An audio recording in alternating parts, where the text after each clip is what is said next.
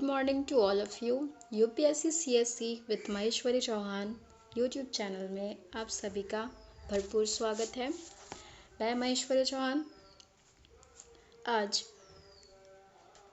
आज का हमारा जो टॉपिक है वो पूरी तरह डेडिकेटेड है उन लोगों के लिए जो यूपीएससी सीएससी या फिर स्टेट पीएससी या फिर किसी भी टाइप के एग्ज़ाम की तैयारी कर रहे हैं और वो बायोलॉजी में जो आई का टॉपिक है उसमें किसी भी तरह की कठिनाई महसूस कर रहे हैं, तो ये वीडियो उन्हीं के लिए है। ठीक है, तो हम इसको इस तरीके से पढ़ेंगे कि आप इसे किसी और को भी समझा सकते हैं और खुद इसको पढ़ने के बाद दूसरों को भी पढ़ा सकते हैं। ठीक है, तो शुरू करते हैं। हमारे पास एक डायग्राम है, ये है हमारा डायग्राम। हमने आज क्या पढ़ना है?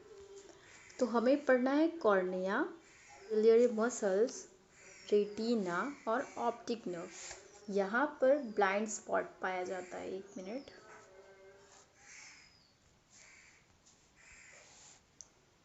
यहाँ पर ब्लाइंड स्पॉट पाया जाता है।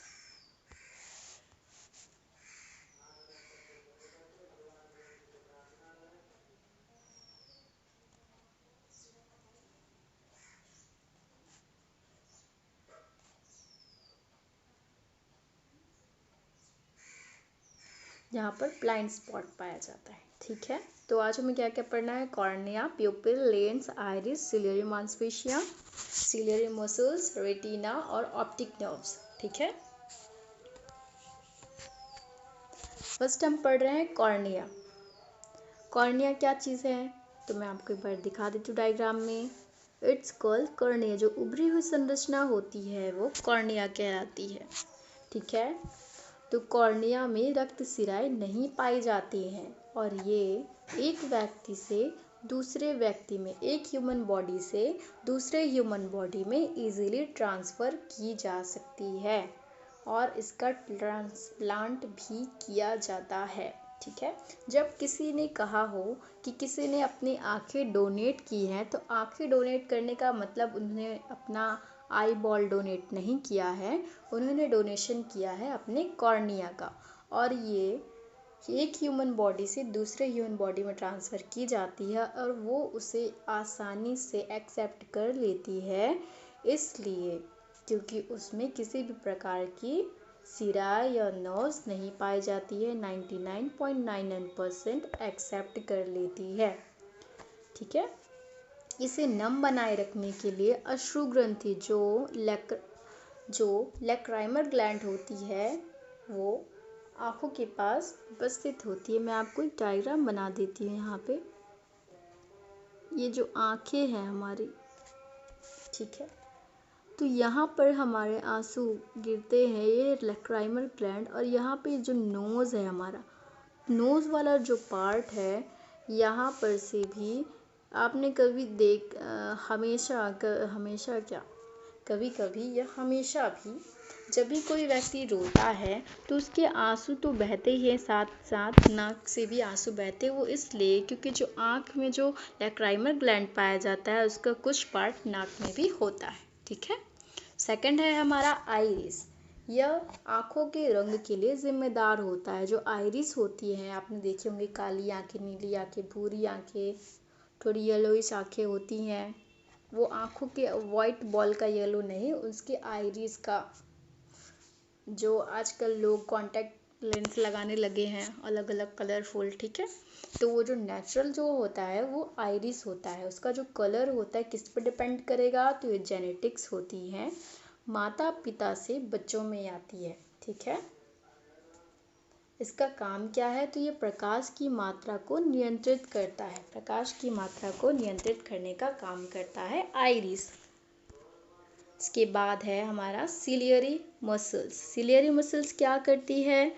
तो लेंस की गति को नियंत्रित करने का काम करती है। सिलियरी मसल्स कहाँ है? तो एक डायग्राम हम यहाँ पे बना लेते हैं। ये ऐसे, ये है लेंस और ये सिलियरी मसल्स इसको क्या करिए? नियंत्रित करने का काम करी है। जब हम पास की चीज़ें देखते हैं तो तनाव महसूस करती है, लेंस मोटा हो जाता है और सिलियरी मांसपेशियाँ जो है वो खिंच जाती हैं और जब हम दूर तक देखते हैं तो मांसपेशियां नॉर्मल हो जाती है और लेंस भी नॉर्मल हो जाता है, रिलैक्स करता है। यहाँ पर एक बात कि जब भी हमारी आंखें थक जाती हैं तो हम सो जाते हैं, तो हमारे सोने से आंखें रिलैक्स नहीं करती हैं, बल्कि दूर तक देखने से आँखों को रिलैक्सेशन मिलता है। माइंड थक जाता है तो हम जब सो जाते हैं तो माइंड रिकवर कर लेता है, लेकिन आँखों के थकने पर हम जब दूर तक तो वो क्या करेगी, तब वो तनाव कम महसूस करेगी। ठीक है। उसके बाद है लेंस। लेंस क्या करती है, तो जो ह्यूमन होता है, मतलब हम ह्यूमन हैं, हमें उभय उत्तल लेंस टाइप का लेंस पाया जाता है। लेंस को सिलियरी मांसपेशियां नियंत्रित करने का काम करती है। मैंने अभी तुरंत आपको बताया सिलियरी मांसपेशियों में कि ये हमारा लेंस है, इसको नियंत्रित करने का काम करती हैं। ठीक है। काम क्या है इसका, तो प्रकाश को रेटिना के फोकस तक पहुंचाएगी। मैं आपको डायग्राम में दिखा देती हूँ एक बार। ये क्या करेगी, कलर चेंज कर लेते हैं। ये जो प्यूपिल है ना, प्यूपिल से इंटर करते हुए ये जाएगा रेटिना तक और यहाँ से टकरा कर यहाँ से भी बाहर आएगी। ठीक है। तो जो लेंस होती है, जो लेंस है ये, ठीक है, वो प्रकाश की फोकस को रेटिना मतलब आंखों के अंदर तक पहुंचाने का काम करती है। वापस आ जाते हैं हमारे बातों पर। लेंस, ठीक है, और जो प्रतिबिंब बनेगा उसमें कैसा बनेगा, वास्तविक और उल्टा बनेगा। मैं एक और डायग्राम आपको समझा देती हूँ। डायग्राम से एक डायग्राम हम बना लेते हैं। ये है हमारा लेंस, ये नियंत्रित की गई है मसल्स से। ये है हमारा रेटिना, ये है रेटिना। यहाँ से कोई प्रकाश ऐसे अंदर गया, रेटिना से टकराकर बाहर आएगा। यहाँ पर कैसा प्रतिबिंब बनेगा, उल्टा। ठीक है।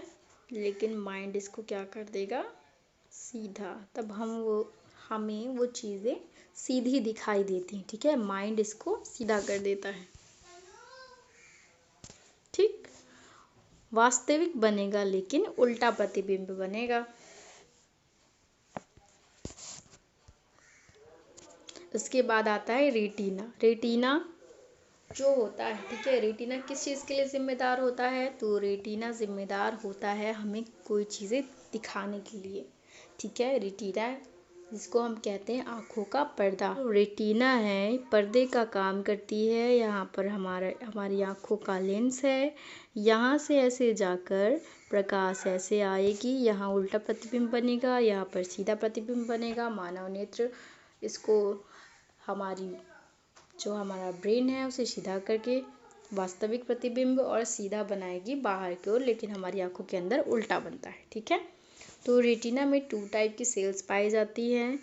एक होती है स्तंभाकार और दूसरी होती है शंकुआकार। जो स्तंभाकार कोशिका होती है वो रेडॉक्सिन प्रोटीन से बनती है। ठीक है।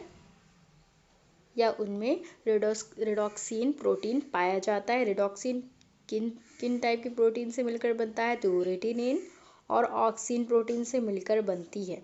ठीक है। जब हम प्रकाश में जाते हैं तो ये कम टूटती है और जब हम अंधेरे में जाते हैं तो ये ज़्यादा टूटती हैं और इनके टूटने से ही चीज़ें हमें दिखाई देती है, हमें विजुअलाइजेशन या विजुअल होती हैं चीज़ें। ठीक है। जैसे कि कभी आप गए होंगे टॉकीज, तो टॉकीज में क्या होता है, बाहर तो आप क्या है, बाहर में क्या होता है, बाहर प्रकाश होता है तो उससे कम जो रेडॉक्सिन टूटता है। और जब हम अंदर जाते हैं हमें अचानक से अंधेरा दिखता है, तो अचानक से अंधेरे दिखने से क्या होता है, अचानक से अंधेरा दिखेगा तो जो रेडॉक्सिन है वो कम टूटा था और उसको टाइम लगेगा ज़्यादा टूटने में। थोड़े टाइम के बाद हमें अंधेरे में भी सारी चीज़ें दिखाई देने लगती है। और जब हम अचानक से अंधेरे से फिर बाहर उजाले की तरफ जाते हैं या उजाले में जाते हैं तो हमारी आँखें चौंधिया जाती है। क्यों?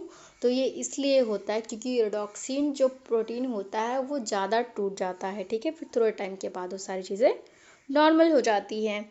तो ये इसलिए होता है क्योंकि इसमें स्तंभाकार जो कोशिका होती है, जो रॉड सेल होती है, वो ज़्यादा टूट जाती है। ठीक है, उसके बाद आती है हमारी ये शंकु कोशिका, शंकु आकार कोशिका। तो रंगीन देखने में मदद करती है। मैंने आपको बताया कि जो आइरिस है, ठीक है, जो आइरिस है वो कलर के लिए, जो बाहरी जो हमें कलर दिखाई देता है वो आँखों का कलर, ठीक है, लेकिन जो रेटिना में शंकुआकार कोशिका जो पाई जाती है वो हमें कोई चीज़ रंगीन दिखाई दे रही है उसके लिए जिम्मेदार होती है। ह्यूमन को, कुछ लोगों को ही रंगीन दिखाई देता है, मानव जैसे हो गए बंदर, कपी, कुछ बर्ड्स को और कुछ कीट को ही सिर्फ कलर्स दिखाई देते हैं। बाकी सभी के लिए पूरा वर्ल्ड जो है वो रंगहीन है, उन्हें रंग नहीं दिखाई देते। सभी के लिए, उनके हमारे अलावा किनके मानव, बंदर, कपी, पक्षी और कीट के अलावा जितने भी जीव हैं उन सभी को ब्लैक एंड वाइट दिखाई देती है। ठीक है, और हमें ही 3D दिखाई देती है। बाकी जानवरों के लिए हम एक किताब में या एक, जिस तरह ये स्लाइड है, हमारी स्लाइड में लिखे हुए अक्षर हैं उसी तरह हम चपटे हैं, सिर्फ हम 3D देख सकते हैं। ठीक है, और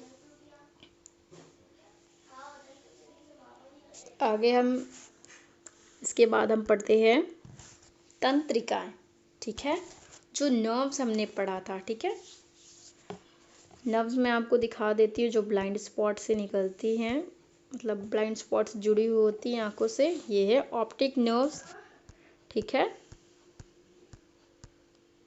ऑप्टिक नर्व्स, देखो किसी ने कहा था कि उल्लू रात को सिर्फ देखता है, दिन में नहीं देखता है, ऐसा क्यों? तो जो उसमें रॉड सेल पाई जाती है वो बहुत ज़्यादा होती है, इसलिए रात को उन्हें बेहतर दिखाई देता है। और ये गलत है कि उन्हें दिन में दिखाई नहीं देता, उनको दिन में भी दिखाई देता है लेकिन रात में बेहतर दिखाई देता है क्योंकि उनके अंदर रॉड सेल बहुत ही ज़्यादा मात्रा में होती है। ठीक है, अब हम पढ़ रहे हैं तंत्रिकाएं। तंत्रिकाएं क्या हैं? तो तंत्रिकाएं जो नर्व्स होती हैं वो आइज़ को ब्रेन से कनेक्ट करती हैं और सारी सूचनाओं, संदेशों को क्या करेगा, ब्रेन तक पहुंचाएगा, फिर ब्रेन हमें वो सारी चीज़ें दिखाती है। ठीक है, देखने में, समझने में, महसूस करती है। जो आँखें होती हैं, आँखों में कोई प्रतिबिंब कितने टाइम तक रहता है। ठीक है, तंत्रिकाएं मस्तिष्क तक संदेश पहुंचाने का काम करती है और जहरीली शराब पीने से ये पूरी तरह से गल जाती है, जिससे लोगों की मृत्यु भी हो जाती है और उनको लाइफ टाइम अंधापन, ठीक है, लाइफ टाइम उनको अंधापन रहता है। ज़्यादातर तो जहरीली शराब पीने के बाद लोग मर ही जाते हैं। तो उसमें पाया जाता है CH3OH। जब हम केमिस्ट्री पढ़ेंगे अल्कोहल, देन मैं आपको बताऊंगी कि जो नॉर्मल अल्कोहल होती है वो जहरीली क्यों बन जाती है या कैसे बन जाती है, मेथनॉल। ठीक है, मेथनॉल होता है जहरीली शराब में, जिसकी वजह से जो आँखों की जो तंत्रिकाएं होती हैं वो गल जाती हैं। ठीक है, क्विक रिवीजन कर लेते हैं हम डायग्राम देखकर।